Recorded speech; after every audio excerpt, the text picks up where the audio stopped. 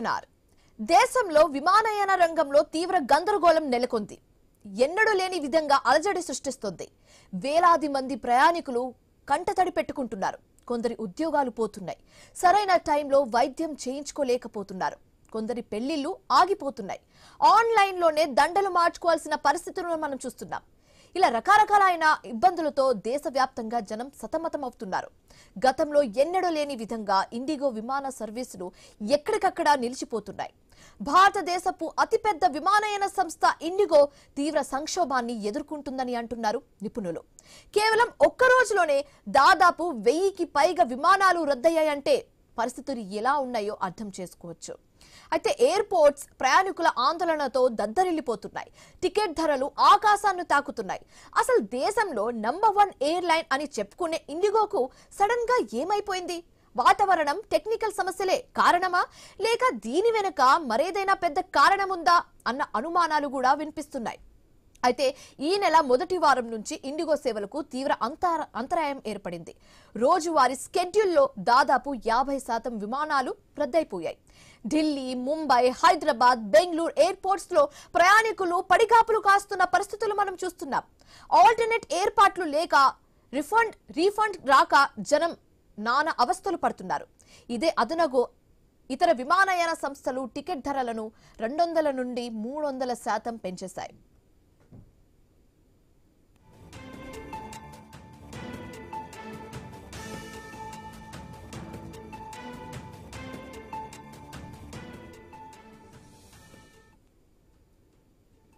So IndiGo చెప్తున్నట్టు ఇది కేవలం ఆపరేషనల్ ఇష్యూ మాత్రమే కాదని తెలుస్తుంది.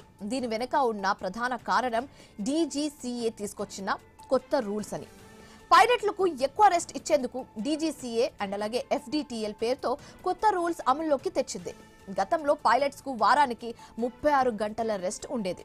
కొత్త రూల్స్ లో 48 గంటలకు పెరిగింది. రాత్రి డ్యూటీలో ఒక పైలట్ గతంలో 6 ల్యాండింగ్స్ చేసేవారు. ఇప్పుడు గరిష్టంగా 2 ల్యాండింగ్స్ మాత్రమే చేయాల్సి వస్తుంది. రాత్రిపూట డ్యూటీ సమయాన్ని కూడా తగ్గించేశారు. అయితే ఈ రూల్స్ వల్ల గతంలో ఉన్న పైలట్ తోనే పాత స్కెడ్యూల్ నడపడం చాలా కష్టంగా మారుతున్నట్లుగా తెలుస్తుంది. పైలట్స్ కు ఎక్కువ రెస్ట్ ఇవ్వాల్సి రావడంతో కాక్పిట్ లో కూర్చోవడానికి పైలట్లు లేని పరిస్థితి తలెత్తుతోంది. ఇదే ఇప్పుడు పరిస్థితి దారుణంగా మారడానికి మెయిన్ రీజన్ అని చెప్తున్నారు. ఇక్కడ సంస్థ నిర్లక్ష్యం కూడా ఎక్కువగానే కనిపిస్తుంది. ఎందుకంటే డీజీసీఏ తీసుకొచ్చిన రూల్స్ కొత్తగా తీసుకొచ్చినవి కాదంటున్నారు.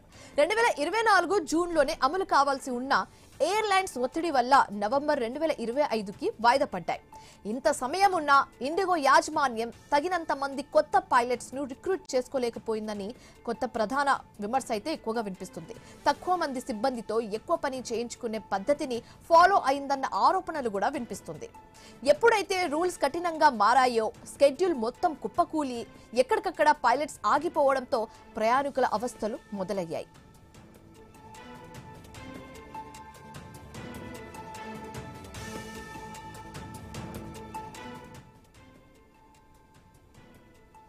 సో ఈ మొత్తం పరిస్థితి చేయి దాటిపోవడంతో కేంద్ర ప్రభుత్వం సీన్లోకి ఎంట్రీ ఇచ్చింది. సంస్థపై చర్యలు తీసుకునేందుకు ఆదేశాలు జారీ చేసింది. ఇండిగో సీఈఓకి షోకాజ్ నోటీసులు కూడా ఇచ్చింది. పరిస్థితిపై 24 గంటల్లోగా సమాధానం ఇవ్వాలని ఆదేశించింది. ప్రయాణికులను ఇబ్బంది పెట్టిన ఇండిగో మూల్యం చెల్లించుకోవాల్సిందేనని కేంద్ర మంత్రి రామ్మోహన్ నాయుడు హెచ్చరించారు. సంస్థ ప్రణాళికబద్ధంగా వ్యవహరించకపోవడం వల్లే ఇబ్బందులకు కారణమంటున్నారు. అయితే విపక్షాలు ఆరోపించినట్టు గుప్తాధిపత్యం కారణం కాదంటున్నారు. అయితే సమస్యకు కారణమైన డీజీసీఏ రూల్స్ ని ఫిబ్రవరి వరకు వాయిదా వేస్తున్నట్లు ప్రకటించింది. అయినా ఫ్లైట్స్ పాత పద్ధతిలో రన్ కావడానికి కొంత సమయం పడుతుందని చెబుతున్నారు.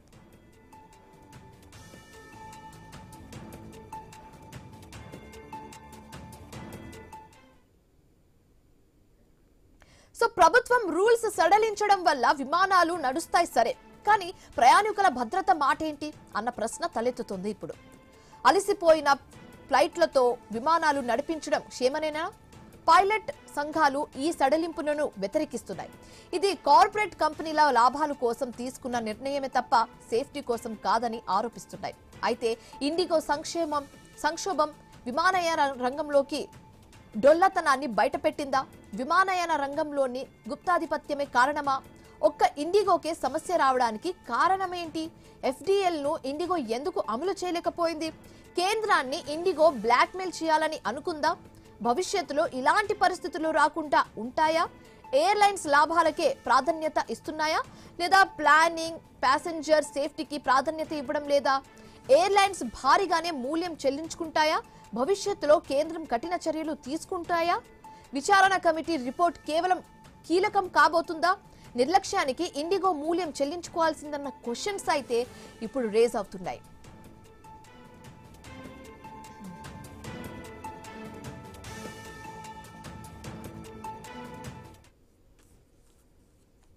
రైట్, ఇక ఇదే అంశానికి సంబంధించి డిస్కస్ చేద్దాం.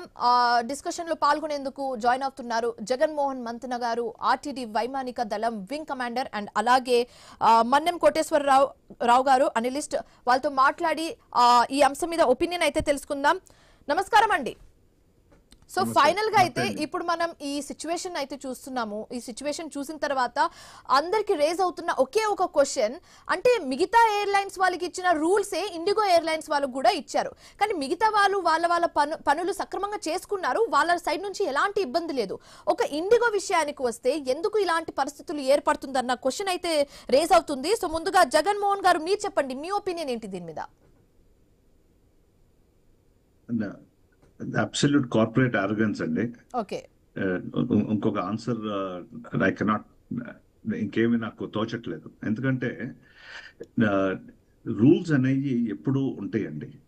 అండ్ ఈ రూల్స్ ఇంప్లిమెంట్ చేయడానికి 2 ఏళ్ల క్రితం జనవరి 2024లో the first rules were released to all the stakeholders. అందరు స్టేక్ హోల్డర్స్ కి, ప్రతి ఎయిర్లైన్ కి, ప్రతి ఇండియాలో ఆపరేట్ చేసే ప్రతి అథారిటీకి ఇన్ఫార్మ్ చేశారు. అప్పుడు దీన్ని ఫేజ్డ్ మేనర్ లో ఇంప్లిమెంట్ చేయాలని చెప్పి డెసిషన్స్ కూడా తీసుకున్నారు. స్టేక్ హోల్డర్ ఇంటరాక్షన్ తర్వాత ఫేజ్ 1 అండ్ ఫేజ్ 2. ఫేజ్ 1 తర్వాత కొన్ని certain implementations were suppose take place, అవి అయినాయి. దాని తర్వాత అప్పుడు కూడా if remember some time back ఒకసారి డిస్ట్రప్షన్ అయింది. Then again they stabilized. This second phase 2 was implemented in November, 1st of November. Then, 1 month they managed to pull.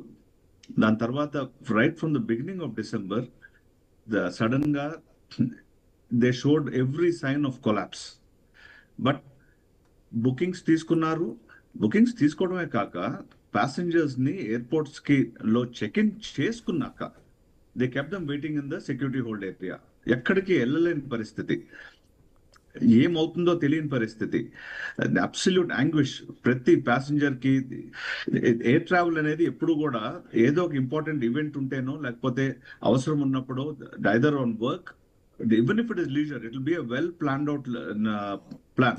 If let's say there's an international travel involved or connecting flight involved, everything gets disrupted. మీరు అన్నట్టు చాలా clear గా చెప్పారు మీరు, పెళ్లిళ్ళు ఆగిపోయినాయి అని. Correct, because last moment లో వెళ్ళే వాళ్ళు చాలా మంది ఉంటారు వాళ్ళకున్న పరిస్థితులు బట్టి. And they depend on air travel because it's the most safest and assured form of travel. కాబట్టి అలాంటి ట్రస్ట్ ని, అలాంటి ప్రాసెస్ ని పూర్తిగా డిస్ట్రాయ్ చేశారు వీళ్ళు. And it looks like a very, very intentional act. Jaganmohan Garu, as you have said, Indigo Airlines was also given a particular time to fix the problem. But what about the passenger? You are talking about the problem which we have faced. But what about the passengers who have faced many problems? నేను ఇందాక అన్నట్టుగా పెళ్లి ఆగిపోయి, jobs ఆగిపోయాయి, health కూడా discuss చేసి వాళ్ళు ఉండిపోవాల్సి వచ్చింది. We are talking about the problem, but what about the passenger who have faced the problems? వాళ్ళకి ఇప్పుడు ఇండిగో ఎయిర్లైన్స్ వాళ్ళు ఏం చెప్తారు? నేను ప్రాక్టికల్ గా 5వ తారీఖు I myself face the problem in the airport for 9 hours. Okay, pathetic situation అండి. అసలు ఎన్ని స్టోరీస్ అంటే ఇట్ ఈస్ ఇంపాసిబుల్. మనం ఈ నెక్స్ట్ 5-10 minutes 15 minutes లో we cannot cover it. That is why I'm covering more of the problem as to where it lies and who should be fixing it. The airline is absolutely responsible not only to fix where they are today, but also to refund and compensate for వాళ్ళు చేసిన దారుణానికి. there is no simple answer, there is no simple solution. ఒక sorry చెప్పేస్తే కుదరదు కదండి. Sorry is just sorry చెప్పి ticket refund చేస్తే సరిపోదండి. దాని మూలాన like for example my own case I can tell you, I bought a ticket for 30,000 with air India. ఎక్కడ నుంచి ఎక్కడి వరకు? From Hyderabad to Delhi. Okay, general గా అంత ఉండదు కదండి అది. Because originally of course normally it is in the range of 6,000 to 7,000 అండి. My flight was from on 6C422 on the 5th of December. I was to travel from Hyderabad to Dehradun. Okay. And from there attend a wedding in Rishikesh. That entire thing is destroyed. Plan. Nalaga, obviously there are so many more people with different causes. Vakalu going to attend to family emergency, somebody is going to attend to their own job interview, somebody is going to attend some other function, or they were just going back home. Whatever be the circumstance, then when I saw the tickets, what next function ante there's a reception tomorrow in the night. So I said, okay, let me try and take a ticket ani. 50,000 first. There were two of us, me and my wife. So I'm talking about for both together. Okay. 50,000 plus I think 48,000, 47,000 our range lo unnai tickets anni. 8th was the only date when the ticket was reasonable. Okay. So we took the ticket. Now, okay, DGCA has come out with, ఇప్పుడు DGCA ఏం చేసింది, cap పెట్టింది 1,000 kilometers దాకా, ఇంత 1,500 kilometers దాకా, ఇంకా కొన్ని more than limitations 1,500 అయితే ఉన్నాయి. kilometers. ఓకే, రామ్మోహన్ రావు గారు మాట్లాడదాం. ఒక బ్రేక్ తీసుకుందాం, బ్రేక్ తర్వాత డిస్కస్ చేద్దాం. బులెటిన్ లో షార్ట్ బ్రేక్ తీసుకుందాం. కోటేశ్వరరావు గారు మీరు చెప్పండి, ఇప్పుడు ఏవియేషన్ ఫీల్డ్ లో అయితే ఇది ఒక బిగ్గెస్ట్ ఫెయిల్ అని చెప్పొచ్చు. అంటే ప్రీవియస్ గా హిస్టరీలో కూడా ఇలాంటి ఫెయిల్ మనం ఎప్పుడు చూడలేదు. ఇలాంటి ఒక ఫెయిల్యూర్ ని మనం చూస్తామని ఎప్పుడు అనుకోలేదు కూడా. సో ఏవియేషన్ ఫీల్డ్ లో అయితే ఇది ఒక బిగ్గెస్ట్ ఫెయిల్యూర్ అని చెప్పొచ్చు. దీని గురించి మీరేం చెప్పాలనుకుంటున్నారు? యా, ఇది ఒక ఇండిగో విమాన సంస్థ లేకపోతే ఎయిర్ లైన్స్ అని కాదండి. మన కేంద్ర ప్రభుత్వము, ప్రభుత్వ రంగం అన్ని బాధ్యతల నుంచి తప్పుకొని ప్రైవేట్ రంగానికి అప్పగించాలి అనేటువంటి నిర్ణయం తీసుకొని ఇంప్లిమెంట్ చేస్తా ఉంది. దానిలో మొట్టమొదటి బలైంది ఇది విమానయాన రంగం. ప్రభుత్వ రంగం పూర్తిగా తప్పుకుంది. ఏ విధమైనటువంటి అంటే వాళ్ళకి అప్పగిస్తే ఏ విధమైనటువంటి దోపిడీ చేస్తారో, పట్టపగలే దోపిడీ చేస్తారో, ఎంత బాధ్యతారహితంగా వ్యవహరిస్తారో, ప్రయాణికుల భద్రతను ఎలా గాలికి వదిలేస్తారో ఇది ఒక పెద్ద ఉదాహరణ. ఇది ఎందుకు వచ్చిందంటే ప్రభుత్వం అనుసరిస్తున్నటువంటి విధానాల ఫలితమే. చిత్రం ఏమిటంటే ఈ విమానాలు డిజరప్షన్ గురించి 5 రోజులుగా 6 రోజులుగా ఈ విధంగా ఉంటా ఉంటే తాను తీసుకొచ్చినటువంటి నిబంధనల్ని ఏ విమాన సంస్థ ఏ విధంగా అమలు జరుపుతా ఉంది, ఏమిటి దాని ప్రోగ్రెస్ ఏమిటి అని చూడాల్సినటువంటి DGCA ఏ గుడ్డి గుర్రాలకు పళ్ళు తోముతోందండి 2 సంవత్సరాల నుంచి.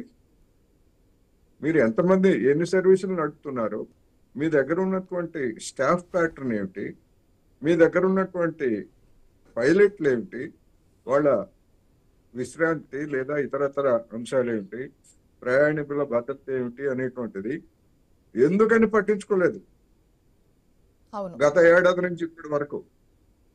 అంటే మీరంతా పడుకొని నిద్రపోతున్నారు.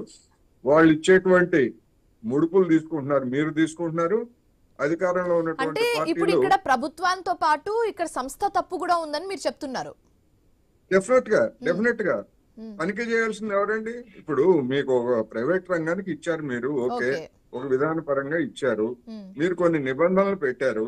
నిబంధనలు పెట్టకపోతే మీకేం బాధ్యత లేదని అనుకోవచ్చు. నిబంధనలు పెట్టింది మీరే కదా. అంతర్జాతీయంగా ఉన్నటువంటి నిబంధనలు లేదా ఇక్కడ ఉన్నటువంటి కండిషన్స్ బట్టి నిబంధనలు పెట్టింది మీరు. మీ నిబంధనలు మీరు పర్యవేక్షించకపోతే ఎవరొచ్చి పర్యవేక్షిస్తారు? ఎవరికి బాధ్యత ఉంటది? ఇంకా అండ్ అలాగే ఇంకొక అంశం కూడా మనం చాలా స్ట్రెస్ చేయాలి కోటేశ్వర గారు. అది ఏంటంటే ఇప్పుడు ఫ్లైట్ క్యాన్సిల్ చేయాలన్నా, లేకపోతే లగేజ్ విషయంలో అయినా, లేకపోతే పేర్ల విషయంలో అయినా, సీట్ల విషయం అయినా ఏమైనా చేంజ్ చేయాలంటే ఈ సంస్థలన్నీ కూడా చాలా చార్జెస్ అయితే మోపుతున్నాయి జనాల మీద. సో అంటే మనం జనరల్ గా రైల్ విషయంలో చూసుకుంటే క్యాన్సిల్ చేయాలన్నా రీఫండ్ కోసం పెద్దగా మనం సఫర్ అవ్వాల్సిన పని ఉండదు. కానీ ఏవియేషన్ విషయానికి వచ్చేసరికి పేర్ల విషయంలో చేంజ్ చేయాలన్నా, లగేజ్ విషయంలో ఏమైనా చేంజెస్ ఉన్నా, టైమింగ్స్ విషయంలో ఏమైనా చేంజెస్ ఉన్నా, క్యాన్సిలేషన్ విషయంలో ఏమైనా చేంజెస్ ఉన్నా భారీగా చార్జెస్ అయితే వాళ్ళు మోపుతున్నారు. సో దీన్ని మనం ఎలా చూడొచ్చు అంటారు? ప్రైవేట్ రంగం మీద మోజున్నటువంటి వాళ్ళందరికీ ఇది ఒక గుణపాఠం. వాళ్ళ తలలు ఎక్కడ పెట్టుకుంటారు అనేటువంటిది ఇప్పుడు ఉన్నటువంటి ప్రశ్న. మనం చూస్తున్నాం, ఒక్క విమానాలే కాదండి, 2 తెలుగు రాష్ట్రాల్లో, మిగతా రాష్ట్రాల్లో ఎట్లా ఉందో మనం అబ్జర్వ్ చేయలేదు కానీ 2 తెలుగు రాష్ట్రాల్లో తగినన్ని ఆర్టీసీ సర్వీసులు, అవసరమైనటువంటి సర్వీసులని ఏర్పాటు చేయడం కారణంగా ప్రైవేట్ బస్సులకి ఇష్టరాజ్యంగా వదిలేస్తున్నారు. పండుగలప్పుడు మనం చూస్తున్నాం, విమానాల ఛార్జీలతో సమంగా వాళ్ళు వసూలు చేస్తున్నారు. ఇంకా కండిషన్ సంగతి అయితే వేరు, చార్జెస్ అయితే చేస్తున్నారు కానీ బస్సు కండిషన్ సంగతి అయితే బస్సు కండిషన్స్ పట్టించుకునే వాళ్ళు లేరు. మొన్న మనం చూసాం కదా, స్లీపర్ గా మార్చడానికి అనుమతి ఉందా లేదా అంటే, ఒక వదిలేసిన తర్వాత ఆ బస్సు యజమానులు కావచ్చు, విమానాల యజమానులు కావచ్చు, ఎవరైనా కానీ ఇచ్చేటువంటి ముడుపులకి లోబడి ఈ విధమైనటువంటి ప్రాణాలతో చెలగాటమాడుతున్నటువంటి పరిస్థితి మనం చూస్తున్నాం. ఇట్లాంటి పాలకులు వీళ్ళు రేపు రైళ్లను కూడా ప్రైవేట్ రంగానికి అప్పగిస్తారట. ఇక అవి ఎట్లా ఉంటాయో, అదే ప్రాసెస్ లో ఉన్నారు. ప్రైవేట్ రైళ్లను కూడా తీసుకురాబోతున్నారు కదా. అవి ఎంత సుందర ముదరిష్టంగా ఉంటాయో ఇప్పుడు మనం చూస్తున్నాం. ఇండిగో లాంటి వాళ్ళే తీసుకుంటారు వాళ్ళు కూడా, ఎందుకంటే పెద్ద పెద్ద వాళ్ళు, మేము విమానాలను ఎట్లాగో నడుపుతున్నాం కదా, మాకు రైళ్లు కూడా ఇవ్వండి, ఇంకా పీక్కు తింటాం జనాన్ని అని చెప్పేసి తీసుకుంటారు, వాళ్ళకి ఇస్తారు. ఎలక్ట్రల్ బాండ్స్ ఇప్పుడు లేవు కనుక ఎలక్ట్రల్ బాండ్స్ రూపంలో వాళ్ళకి 100 కోట్ల రూపాయలు సమర్పించుకుంటారు. ఇప్పుడు ఇంకో రూపంలో సమర్పించుకుంటారు. మధ్యలో బలయ్యేది ఎవరు? జనాలు, మనలాంటి ప్రజలే కదా. అందుకని ఈ ప్రైవేటీకరణ మీద భ్రమలు ఉన్నటువంటి పెద్ద మనుషులందరూ కూడా ఇప్పుడు తలలు ఎక్కడ పెట్టుకున్నారో మనకి ఎక్కడ కనపడదు. వాళ్ళు ఎవ్వరు ఇప్పుడు వచ్చి బయటకు వచ్చి ప్రైవేట్ రంగం అంత గొప్పది, ఇంత గొప్పది ఎందుకని ఫెయిల్ అయింది? మరి ప్రైవేట్ రంగం అంత బాధ్యతారహితంగా ఉన్నప్పుడు ఎవరైనా ఆ రంగాన్ని సమర్థించేటువంటి మేధావులు కానీ ఎవరైనా వచ్చి మాట్లాడుతున్నారు. ఇప్పుడు మనం జనరల్ గా ప్రైవేట్ హాస్పిటల్ కి వెళ్ళేది కూడా అందుకే కదా, అక్కడ ఫెసిలిటీస్ అన్ని బాగుంటాయి, స్టాఫ్ బాగుంటారు అన్న నమ్మకంతో మనం వెళ్తాం. ప్రైవేట్ అంటేనే ఆ కండిషన్ హై లెవెల్ లో ఉంటుంది, ఫెసిలిటీస్ అన్ని టాప్ నాచ్ లో కాదండి. చనిపోయినటువంటి వాళ్ళకి వెంటిలేటర్లు పెట్టి డబ్బులు గుంజుతా ఉంటే మనం ఏమి గుడ్లప్పగించి చూస్తున్నాం. డబ్బులు చెల్లించి మరి వారం 10 రోజులు వెంటిలేటర్ మీద ఉండి శవాలను తెచ్చుకుంటున్నాం మనం. ఎవడన్నా పట్టించుకుంటున్నాడా? రెండోది, ఇప్పుడు 18,000 మాట్లాడదాం. కోటేశ్వరరావు గారు మాట్లాడదాం. జగన్మోహన్ గారు మీరు చెప్పండి. నేను ఇందాక అన్నట్టుగా అంటే చాలా మంది చెప్తున్నారు, మాట్లాడుకుంటున్నారు, చాలా చార్జెస్ ఉందండి, లైక్ లగేజ్ విషయంలో, నేమ్ చేంజ్ విషయంలో, టైమింగ్స్ విషయంలో, క్యాన్సిలేషన్ విషయంలో చాలా చార్జెస్ ఉంది. సో ఇంత అంటే ప్రతి చిన్న చేంజెస్ కూడా ఇంత చార్జెస్ చేయడం అవసరం అంటారా? మీరేమంటారు? లేదండి, అవసరం లేదు. ఇది వీళ్ళు కోటేశ్వరరావు గారు చెప్పినట్టు దే హ్యావ్ మోనోపోలిస్టిక్ అప్రోచ్ ఒకసారి వచ్చాక they tend to control all policy making also, whether directly, indirectly or through subversion or overt actions or direct actions.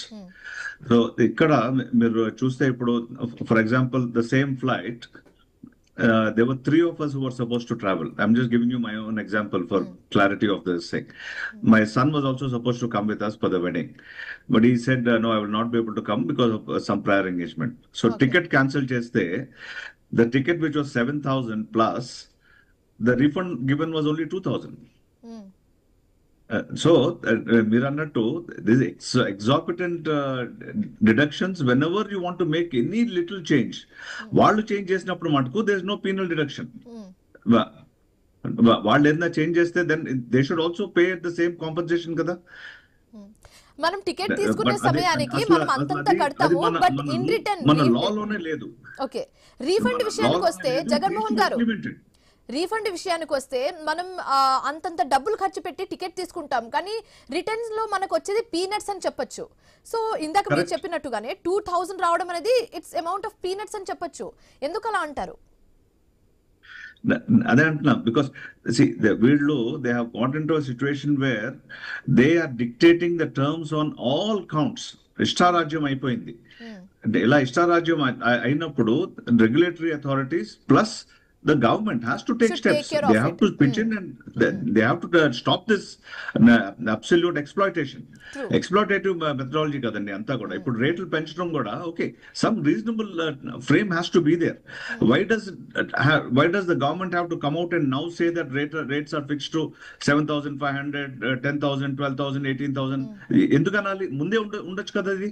So that this kind of exploitative increase and exploitative behavior by prior other caution parties. లేదని చెప్పొచ్చు. Okay Rammohan Jaganmohan గారు, ఇప్పుడు నాకు ఇంకో విషయం చెప్పండి. ఇప్పుడు అందరికి రేజ్ అవుతున్న ఇంకో డౌట్ ఏంటంటే, ఓకే ఇండిగో ఎయిర్లైన్స్ కి పైలట్స్ లేరు, క్రూ లేరు, స్టాఫ్ లేరు అని చెప్పుకోవచ్చు. But what about other airlines? వేరే ఎయిర్లైన్స్ నుంచి పైలట్స్ ని మనం తీసుకురాలేమా, లేదా ట్రైన్ అప్ పైలట్స్ ని మనం ఇంకా రిక్రూట్ చేసుకోలేమా? అంటే ఇండిగో వాళ్ళు రిక్రూట్ చేసుకోలేరా? ఆల్టర్నేట్ వే ఏం లేదా? ఉందండి. It is like this. ఒకటి, ఎయిర్ క్రూ ట్రైనింగ్ అనేది piloting as a profession is one of the top notch professions in the world. And it's a time-taking process. True. Overnight, you cannot prepare a pilot. And especially each airline, each aircraft has to be specifically groomed for their particular operations. So, ఇప్పుడు ఒక airline నుంచి ఇంకో airline లో వెళ్ళి immediately they do not operate అండి. They need to be re-cleared. Their checks, processes. అంటే ఇన్ని kilometres travel చేయాలని ఒక రూల్ అయితే ఉంటుంది పైలట్స్. అదంతా క్లియర్ చేసిన తర్వాత. కిలోమీటర్స్ కాదండి, it is not kilometers. Certain number of hours of operation, as well as very clear stipulations on which route who is cleared, for what role they are cleared. Co-pilot ga clear avtara, captain ga clear avtara, line training captain ga clear avtara, instructor ga clear avtara. Ee aspects anni kuda it's a complete process. So finally, but Jaganmohan garu, ee 2 years lo I will answer this question andi. In 2 years lo వీళ్ళు they had adequate time. We have more than 6,000 qualified, 6,000 to 9,000 actually. The band that has been given by 2023 Director General Civil Aviation announce చేశారు. Between 6,000 to 9,000 qualified CPL holders are without jobs అని చెప్పారు. ఈ వీళ్ళందరినీ కూడా they could have attracted them and given them adequate position, training and facilitation to make sure they become part of the airline system. but they couldn't do it. Kuda, they did not incur that cost. Okay. See, that involves a so cost. Final గా జగన్మోహన్ గారు మీరేం చెప్పాలనుకుంటున్నారు? Final గా short లో చెప్పండి, ఏం చేస్తే బాగుంటుందని షార్ట్ లో చెప్పండి. Immediately they should curtail their operations and announce very clearly that మేము ఇంతే చేయగలము and the rule prakaram inte chestamu ani cheppi first thing they have to announce andi. The government should make sure they do not break any rules, because rules దేనికి పెట్టారు అంటే safety of the airline, safety of the passenger and safety of the pilot అందరికీ కూడా వర్తిస్తుంది. ఇది ఈ 3 aspects కూడా పరిగణలోకి తీసుకొని డైల్యూట్ చేయకూడదు. ఈ 2 months కూడా వీళ్ళు ఏదైతే ఇప్పుడు గవర్నమెంట్ ఇచ్చిందో dilution is not correct in my opinion. Okay, so okay Koteswararao గారు, ఇప్పుడు మీరు చెప్పండి. ఇప్పుడు మొత్తం భారతదేశం అంతా ఒకవైపే చూస్తుంది, అదేంటంటే రామ్మోహన్ వైపే చూస్తుంది అనమాట. అంటే ఏవియేషన్ మినిస్టర్ ఏం చెప్పబోతున్నారు, ఎలాంటి స్టెప్ తీసుకోబోతున్నారు, పొలిటికల్లీ కూడా ఇప్పుడు దీని గురించి చర్చ జరుగుతుంది. సో దీని గురించి ఏం చెప్పాలనుకుంటున్నారు మీరు?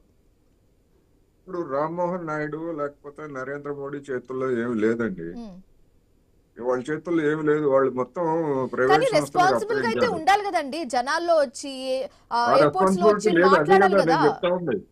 ఆ రెస్పాన్సిబిలిటీ లేదు. రెస్పాన్సిబిలిటీ ఉంటే 5 రోజులు 6 రోజులుగా ఈ విధంగా దోచుకుంటా ఉంటే ఏ గుడ్డి గుర్రాలకు పళ్ళు తోముతున్నారు వీళ్ళు. 18,000 వసూలు చేసుకోవచ్చు అని ఏ ప్రాతిపదికన చెప్తారండి వీళ్ళు? రోజువారీ మన అందరికీ తెలుసు 6-7 విమానాలు ఢిల్లీ నుంచి హైదరాబాద్ కి 18,000 తీసుకోమని చెప్పేసి ఎట్లా చెప్తారండి వీళ్ళు? వీళ్ళకి ఏం రైట్ ఉంది? 18,000 వసూలు చేసుకోవచ్చు, మీరు 18,000 దండుకోవచ్చు అని చెప్పి చెప్తారా వీళ్ళు? ఏ ప్రాతిపదికన చెప్తున్నారు వీళ్ళు? దానికి ఒక ప్రాతిపదిక ఉండాలి కదా. అవును, 18,000 తీసుకుంటాం, తర్వాత ₹1,00,000 తీసుకుంటారు వాళ్ళు, వాళ్ళ ఇష్టం అది. అందుకని అసలు లోపం విధానంలోనే ఉంది. మరి నరేంద్ర మోడీ గారు ఇంత గొడవ జరిగి ఇంత దేశవ్యాప్తంగా ఈ విధమైనటువంటి పరిస్థితులు ఉంటే ఒక్క ట్వీట్ లేదు, ఒక్క మాట లేదు. వీళ్ళు దేశాన్ని సురక్షితమైనటువంటి హస్తాల్లో ఉంచారని చెప్పేసి డబ్బా చెప్పుకుంటారు. కోటేశ్వరరావు గారు, ఇప్పుడు ఫైనల్ గా మీరు ఏం చెప్పాలనుకుంటున్నారు చెప్పండి. ఇటువంటి గుత్తాధిపత్యాన్ని బద్దలు కొట్టాలి. ప్రభుత్వ రంగం వీటికి కౌంటర్ వెయిట్ గా ప్రభుత్వ రంగం బాధ్యత తీసుకొని ప్రభుత్వ రంగంలో కూడా విమానాలు నడపాలి.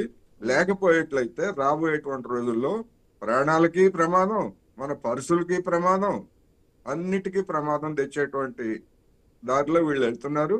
ఇంతవరకు ఇంత క్రైమ్, ఇంతమందిని, ఇన్ని వేల మందిని ఇబ్బంది పెట్టినటువంటి ఆ యాజమాన్యాన్ని ఒక్కడినైనా అరెస్ట్ చేశారా? ఒక్కడి మీద క్రిమినల్ కేసు పెట్టారా? ఇది క్రిమినల్ కాదా? ఇది ఎంత నేరం కదా ఇది? వాళ్ళ దృష్టిలో నేరం కదా ఇది? ఎన్ని వేల మందిని ఎంత ఇబ్బంది పెట్టినటువంటి వాళ్ళ మీద ఒక్క కేసు నమోదు చేశారా? వాళ్ళని బతికిలాడుకుంటున్నారు. సిగ్గు ఉండాలి. వాళ్ళని బతికిలాడుకుంటున్నారు. మీరు వెంటనే విమానాలు నడపండి, మేము నిబంధనలు సడలిస్తామని.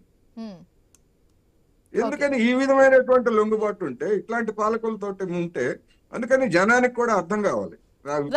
జనానికి తప్పట్టున్నారని కాదు కానీ జనానికి కూడా థ్యాంక్ యూ అండి. థ్యాంక్ యూ కోటేశ్వరరావు గారు, థ్యాంక్ యూ జగన్మోహన్ గారు, మా డిస్కషన్ లో పాల్గొనేందుకు thank you so much. Me opinions మాకు తెలియజేసినందుకు. సో మొత్తానికైతే దేశంలో విమానయాన రంగంలో తీవ్ర గందరగోళం అయితే నెలకొంది. దీనికి సంబంధించిన బ్యాక్ టు బ్యాక్ అప్డేట్స్ మనం iNews మీద చూస్తున్నాము. వేలాది మంది ప్రయాణికులు కంటతడి పెట్టుకుంటున్నారు. కొందరు ఉద్యోగాలు పోతున్నాయి, సరైన టైంలో వైద్యం చేయించుకోలేకపోతున్నారు, కొందరు పెళ్లిళ్ళు ఆగిపోతున్నాయి. సో ఇప్పటి వరకు కేంద్ర ప్రభుత్వం కానీ ఇండిగో సంస్థ కానీ ఎలాంటి ప్రాపర్ రెస్పాన్స్ అయితే ఇవ్వలేదు. ఫ్యూచర్ లో ఎలాంటి స్టెప్స్ తీసుకుంటారో చూద్దాం. ఇది ఇవాల్టి క్వశ్చన్ అవర్. మరో క్వశ్చన్ అవర్ తో మళ్ళీ కలుద్దాం. చూస్తూనే ఉండండి iNews.